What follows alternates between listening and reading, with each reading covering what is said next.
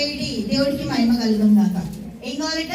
నిజమే అలసిన వారికి అలసిపోయి వస్తే వాళ్ళని మనం ఇంకింత పని చెప్తే ఏమంటారు?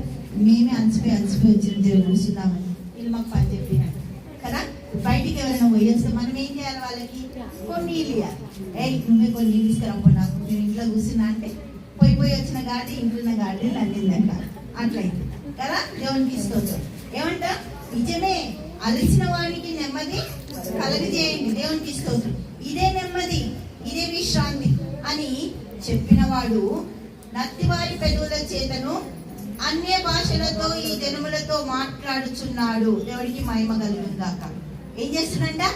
అన్య భాషలు అనగానే సైతాన్వి అంటారు. ఏమంటారు? అన భాషలు అనగానే సైతాన్వి. ఎంతమంది భాషలతో ప్రార్థన చేస్తారు? ఎంతమంది భాషలు మాట్లాడతారు? దేవునికి స్తోత్రం. ఎంతమందికి వస్తుంది? ఎంతమంది చేయగలుగుతారు రోజు? దేవునికి స్తోత్రం. హల్లెలూయా. మినిమం రోజంతటికి మనము కనీసం 1 hour అన్నా చేయాలి భాష ప్రార్థన. ఒకవేళ ఇంకా టైం ఉందంటే మనం చేసేది ఏం లేదు, ఒక నుంచి కూర్చొని చేయాలని, నడుచుకుంటూ పాటలు పాడుతూ ఆడుకుంటూ పాడుతూ అన్నిట్లో చేయొచ్చు. దేవునికి స్తోత్రం. నత్తివారి పెదవుల చేతను అన్య భాషలతోనూ ఈ జనులతో మాట్లాడుచున్నాడు. దేవుడికి మహిమ కలుగును గాక. అన్య భాషలు మాట్లాడడం వల్ల ఏం జరుగుతుందంట? దేవుని